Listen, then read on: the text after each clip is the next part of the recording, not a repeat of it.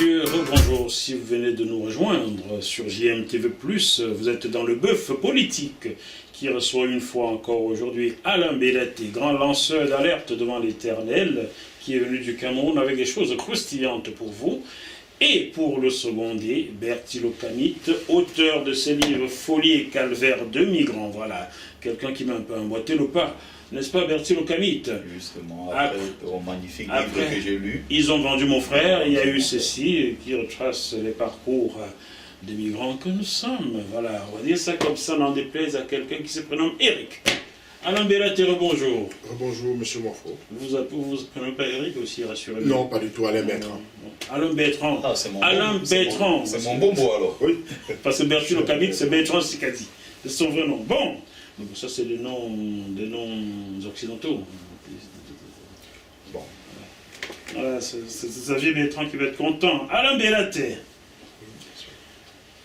Vous aimez dire que le Cameroun est un pays de droit. Vous le confirmez? Oui, le Cameroun est un état de droit. Bien. Avec quelques brebis galeuses. Quelques brebis galeuses qui enfoncent le pays depuis 40 ans.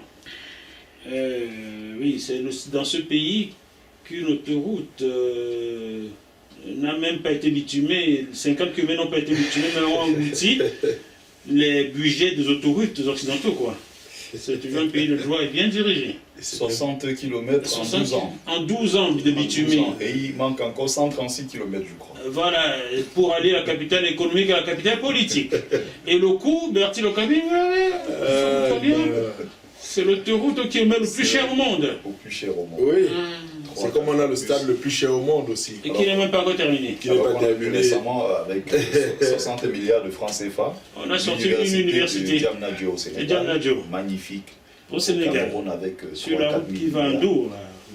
Pardon. Juste incroyable. C'est toujours votre pays de droit et bien le plus beau pays au monde. Bien dirigé. Le Cameroun, oui. Bien dirigé. Ben, il est dirigé. Est-ce qu'à ce stade, vous êtes de ceux-là qui pensent que Biya devrait laisser et aller se reposer? Et il vous répondra pas. Non, pourquoi je ne répondrai pas? Il a assez travaillé, Ah bon? mais je ne peux pas lui donner je peux pas lui donner d'injonction. Non, même pas. Il est là. Il y a une rumeur qui court qu'il sera encore candidat en 2025. I don't know, je ne sais pas. Bon. Bonjour à Bernard Lavillier qui chantait travailler encore, acier rouge et mains d'or. Il a plus les mains d'or, monsieur Biya, que l'acier rouge dans les mains. Bon, Alain Belleté, dans votre pays dit de droit, vous avez vous-même été convoqué au tribunal récemment après une plainte de monsieur Gaston Comba. C'était le 31 janvier 2023.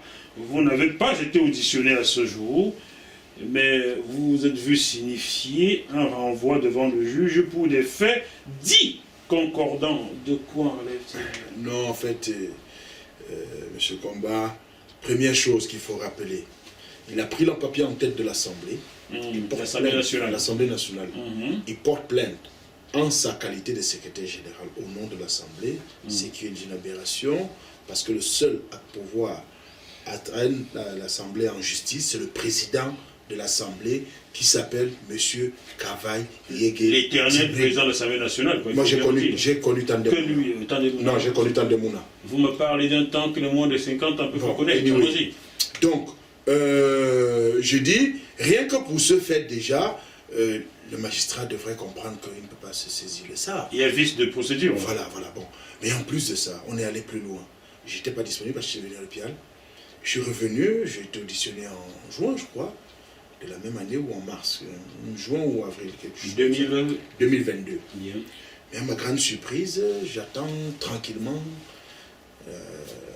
Déjà, j'ai pas auditionné, j'ai lu la plainte. Je n'ai pas vu l'audition de mon plaignant, qui n'a jamais été auditionné. Donc, vous dites que M. Comba n'a jamais été auditionné? Jamais été auditionné à ce dossier. Bien. Nous n'avons jamais été confrontés. Non seulement il porte plainte au nom de l'Assemblée. Parce qu'après, s'il y a non-lieu, qui va payer? Parce que moi, je dois poursuivre après. Qui va payer? Vous voyez, ce sont ces choses que je dis. Bon. C'est pour ça que je dis quelques brebis galeuses. Et face à cela, moi, j'implore le président de la République. Il faut. Vous savez, moi, j'ai écrit. J'ai écrit quand j'ai commencé à avoir des frottements avec M. Comba.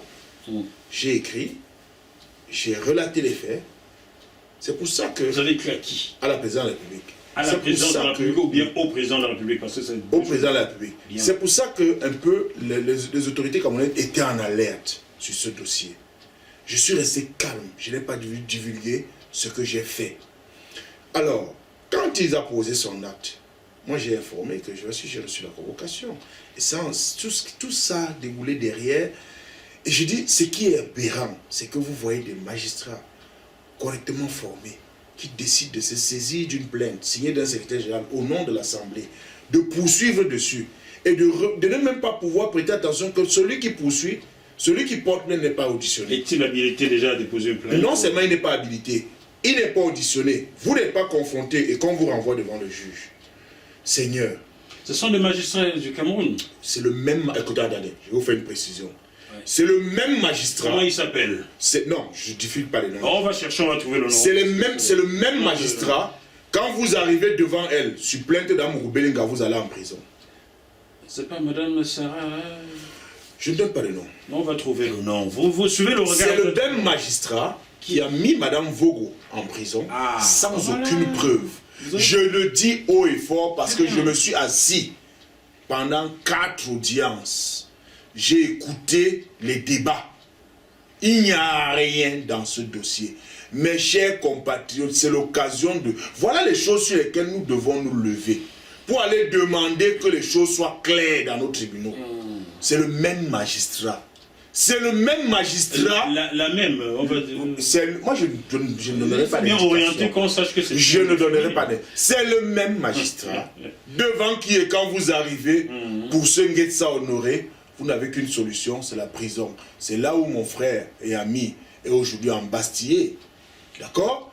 On est dans un pays où on ne comprend plus rien. Alors, avec certains, ils croient qu'ils ont le ciel et la terre. Moi, je demande au président, saisissez-vous de ça. Les gens zélés. Saisissez-vous de ça et révoquez les personnes qui font. Comment expliquer que ce magistrat-là obéisse à ce point-là à M. Amourou Belinga, à M. Gaston Komba, au puissant? Comment expliquer cela? Monsieur Moifon. Oui, c'est mon nom. Avant qu'un juge d'instruction ne saisisse un dossier, il y a un président du tribunal qui s'est saisi et qui écoute. Normalement. Il voit de quoi il s'agit. Je pense qu'on leur ramène les éléments qu'on a trouvés dans le dossier avant de prendre une position aussi difficile. D'accord? Logiquement, dans un pays de droit. Donc moi, j'en appelle à la responsabilité du président de la République de saisir son instance disciplinaire pour cela. Bien, avant que Bertil Okabi ne prenne la parole, je vais reposer cette question. Si le Cameroun serait-il dirigé par un gang armé? On se rend bien compte là que c'est des gangs qui dirigent ce pays-là. Non, je continue à le dire. Des brebis galeuses, occupant des bons postes, des bonnes positions, peuvent faire en sorte qu'on pense que l'État du Cameroun est un État de non-droit. Non. Des brebis galeuses jamais inquiétés Alain Bertil Okabi. Alors, ce que je veux juste savoir, est-ce que quand vous dites que le président doit se saisir de ce dossier, le président, est-ce que vous êtes vous-même convaincu que M. Biya est au courant de tout cela? Parce que ce que nous savons, c'est que Biya n'est au courant que quand ça concerne les informations qui menacent directement son pouvoir. Son pouvoir. Mais si ça ne menace pas directement son pouvoir, il peut être au courant de beaucoup de choses. Moi, j'ai menacé son pouvoir en quoi? Justement, c'est ce que je suis en train de dire.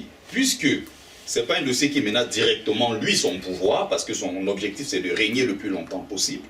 Du coup, quand ça ne concerne pas directement, ça ne menace pas son pouvoir, lui, il peut ne pas être au courant. Mais moi, je ne menaçais son pouvoir en rien, mais il était au courant, il a réagi. Ah bon, il a réagi pour vous? Il a fait réagir. Vous êtes convaincu que ça venait de lui? Attendez, c'est pas que je suis convaincu, j'avais l'information. J'étais ici, j'ai publié, pour ceux qui peuvent regarder sur ma page Facebook, j'ai publié le 8, le 9, et Gaston Komba est déposé le 12. Ah d'accord. Bien. Je suis désolé. Gaston... Moi, je n'ai pas à me cacher, c'est sur mon Facebook. C'est facile à vérifier. Je publie 1 ou 2 jours avant qu'il ne soit déposé. J'ai dit bye bye dans 2 jours, 2-3 jours. Et il a été déposé. Chers téléspectateurs, M. Gaston Komba fut secrétaire général de l'Assemblée nationale. Oui. C'est bien cela. Oui. C'est ce monsieur qui, avec le député dit de l'opposition, Joshua aussi, se permettait d'aller en villégiature à Dubaï. C'est bien lui. Oui. Ils sont allés acheter les véhicules à Dubaï en violation du code des marchés publics. Avec M. Joshua aussi, Oui, Joshua était de la mission. député de l'opposition. Député, Oui, ce qui est oui, très grave. oui. Il est toujours en poste. Il est questeur. Il est toujours casteur, Il est monsieur. questeur. Joshua aussi. Il est questeur. Le seul homme politique avec qui nous sommes allés dans un clash sur ce plateau. Parce que nous avions des bonnes questions à lui poser. Non, mais moi, c'est quelqu'un que je connais, j'ai rencontré, pas connaître, j'ai rencontré plusieurs fois dans la vie privée. Ça reste quelqu'un qui... on échange. Et bon, chacun a sa philosophie et sa façon de voir la vie, quoi. Moi, je suis de ceux qui préfèrent mourir pauvre. Vraiment, merci à Dieu parce que je ne le suis pas. Préfère mourir à mon niveau que de chercher à vivre des vies que je ne pourrais pas soutenir demain. Monsieur Gaston Komba, monsieur Joshua aussi, si vous vous sentez diffamé par ce qui est dit sur ce plateau, sentez-vous libre. Vous avez tous mes numéros de téléphone pour me contacter et prendre votre droit de réponse. Et je vais encore signaler aux téléspectateurs que chaque émission que nous faisons sur ce plateau, dans lesquelles les noms de monsieur Komba, de monsieur Joshua aussi, ou tout autre homme politique sont prononcés, je la leur envoie. Donc, ils sont parfaitement au courant de ce qui a été dit. Si personne n'a répondu, c'est soit par mépris, soit parce qu'on manque d'arguments. Voilà, tout simplement. Hein, Bertie Locamite, c'est ça, hein? Tout à fait. Bien. On va poursuivre sur ce pays réputé de droit où on peut facilement jeter qui on veut en prison. Phénol, ivoirien qui avait été aussi interpellé et placé en détention de nuit, a été purement et simplement relaxé. Et son plaignant aujourd'hui fait l'objet de poursuites pour licenciement abusif et violation divers tant envers lui que son épouse, qui a fait une fausse couche suite à toutes ces persécutions. Dont l'épouse de Phénol, qui est ivoirien, a perdu un bébé à cause des persécutions dont son mari faisait l'objet. C'est ce que vous dites. Oui. Je le dis, je l'assume, Y a-t-il un document d'un médecin qui peut attester que c'est un stress? Oui, j'ai les documents. Je dis ce que j'ai. Voulez-vous expliquer aux téléspectateurs, réexpliquer aux téléspectateurs ce qui est arrivé à Phénol, ce jeune Ivoirien qui vit au Cameroun? Phénol était directeur commercial sans publicité, Wanisbeck, au Cameroun, dans notre Ronbet, quelque chose comme ça, le nom de l'entreprise. Monsieur Mbienou, Steven, et on est le directeur général. Mais d'une gestion un peu à l'image du Cameroun. Une gestion un peu bancale, c'est-à-dire que c'est quelqu'un qui recrute des gens et quand ces personnes se retrouvent reprochées d'avoir mis les mains dans les caisses, il sort ses grands muscles pour arrêter tout ça rapidement. Et selon lui, il a des entrées dans la République. Selon Mbienou, il a des entrées dans la République. Personne ne peut lui tenir tête. Comme un Mugabelenga. Personne ne peut lui tenir tête. Moi-même, j'ai reçu un message. Il m'a dit qu'il me foutra en prison. J'ai rigolé parce que j'ai dit, mais dis donc, pour une fois, il y a un qui a ce courage-là. Et j'attends jusqu'à ce jour. Anyway, on avance. C'est quelqu'un qui il porte plainte. Les gens vont arrêter. Je ne le connaissais pas. Les gens arrêtent le petit Phénol. Oui, Phénol, je ne le connaissais pas jusqu'à ce qu'il ait 72 heures de garde à vue. C'est un deuil du père d'un de mes meilleurs amis, Eric Tonien. Oui, que je salue, Eric Kotias. Que j'apprends dans un divers, comme ça, on était assis, j'entends derrière moi des gens qui parlent de oui, on a arrêté, il va aller en prison, on dit tout le monde va aller en prison. Est-ce que ça existe encore dans ce pays? Des choses que moi, je me suis dit, ça existe encore, il me dit oui. J'ai dit, ouf, dites-moi, moi j'achète le problème, vous voulez combien? Il me dit non, si tu peux nous aimer, nous aider. J'ai dit, mais moi je vous donne même l'argent pour montrer le problème. Moi je ne comprends pas que ces choses comme ça existent encore dans ce pays. On interpelle un jeune. Et c'est comme ça que cette nuit-là, vers 23 h, on me donne la situation, la position de ce jeune homme. J'essaye de me rendre au groupement territorial du centre, là où le célèbre Amourou, entre guillemets, est auditionné souvent. Je me rends là-bas, je cherche à le rencontrer. L'adjudant qui est là me dit non, on ne peut pas le rencontrer. Je dis pourquoi? Il me dit oui, il est tard. Je dis ben mon frère, On est au Cameroun. Vous voyez, la dame est en train de parler avec sa soeur. Moi aussi, je peux parler avec ce fils. Il me dit non, non, non, non, non. Et à peine je marque le pas, il se retire, il passe un coup de fil. Je dis, ok. Si ça se passe comme ça, moi aussi, je vais passer un coup de fil. J'ai passé quelques coups de fil. Quelques véhicules sont venus là, ils ont présenté là. Comme ça, quand on a ouvert, on m'a laissé voir Fénol. Il m'a expliqué sa situation. J'ai dit, mais c'est quoi cette histoire? Dans ce pays, ça existe encore. Il s'est opposé au détournement. Oui, il s'est opposé. Il a porté une plainte contre des personnes qui ont volé, je crois que c'était 7 ou 8 millions de francs. C'était au commissariat. Non, millions de francs. Donc, au commissariat central numéro 1 de Yaoundé. La procédure était là-bas. Les personnes ont reconnu, ont remboursé, c'est des proches de Bienou, ont remboursé. Le commissaire de police qui réceptionne les fonds.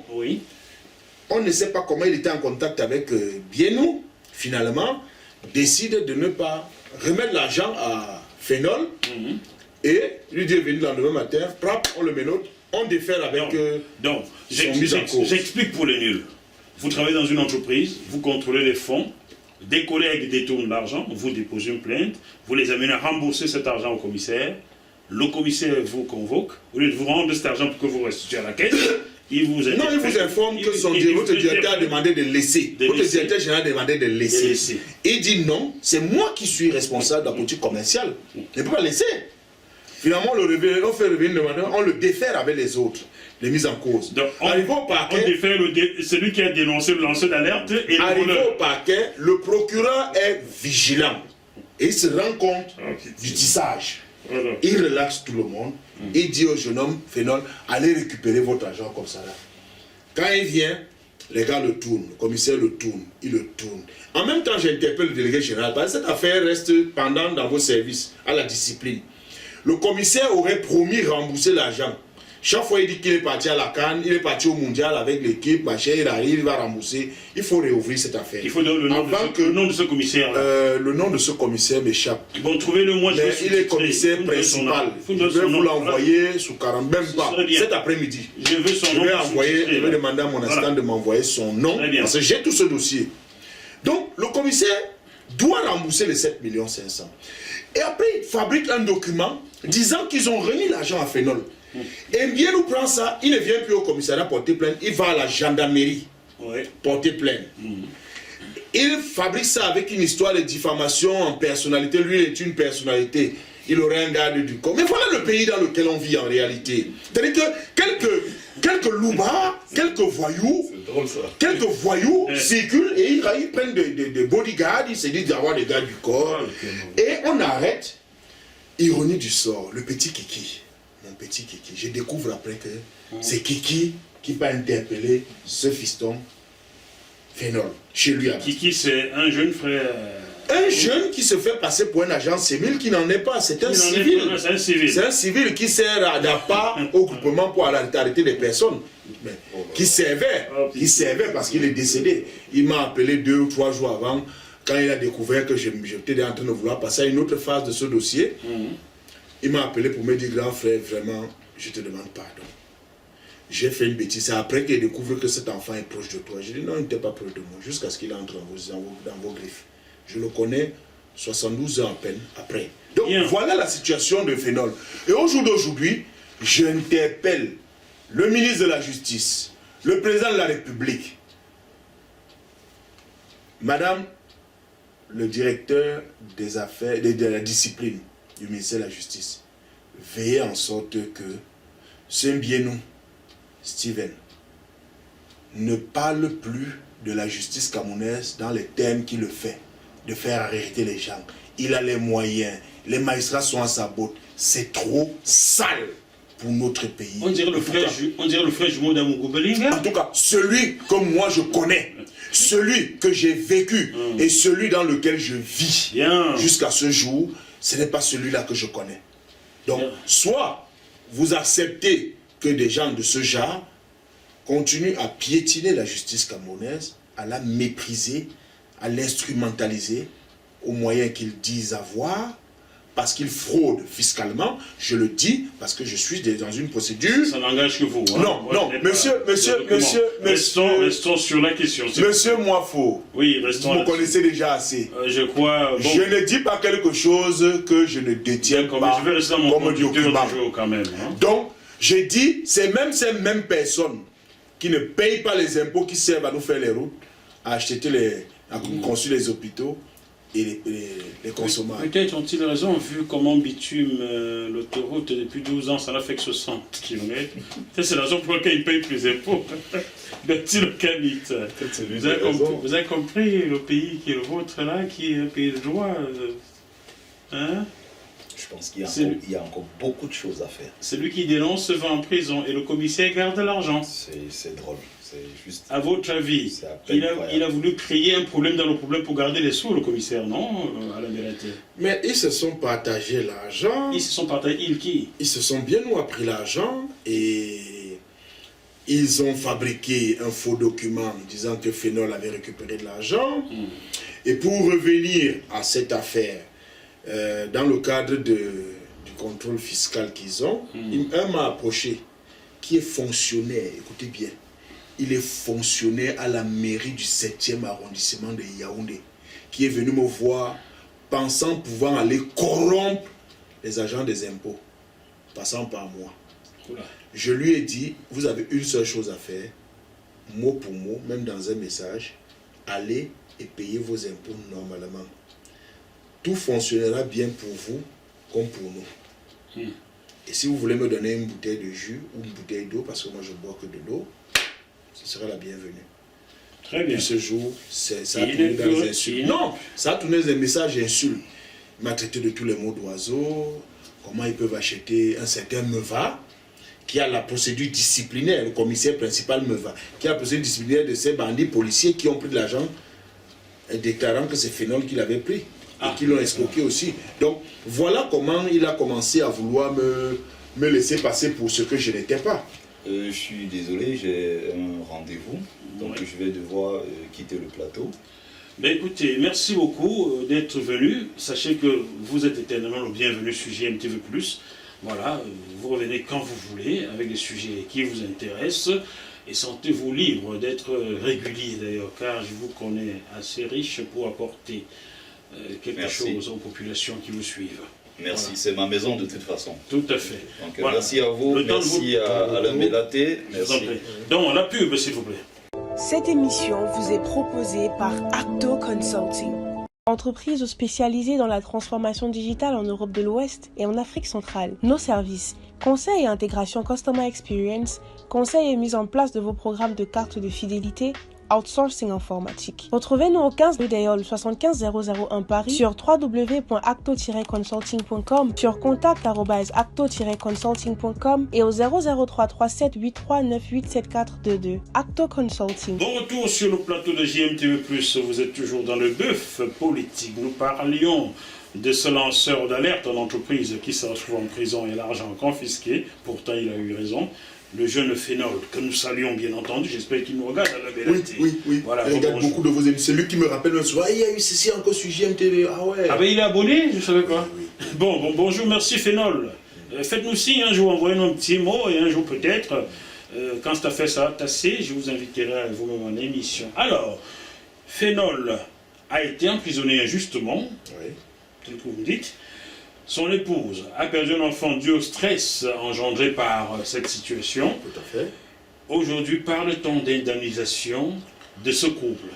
Oui, on a engagé une procédure contre l'entreprise, déjà, et on compte engager une procédure pour la personne de M. Bienou, à la personne physique, parce que lui aussi, il a posé des actes qui sont quantifiables. Et il devra répondre. On est en train de la préparer, la procédure. Et vous savez, monsieur, je vous dis souvent, ce pays, c'est pour moi le plus beau pays au monde.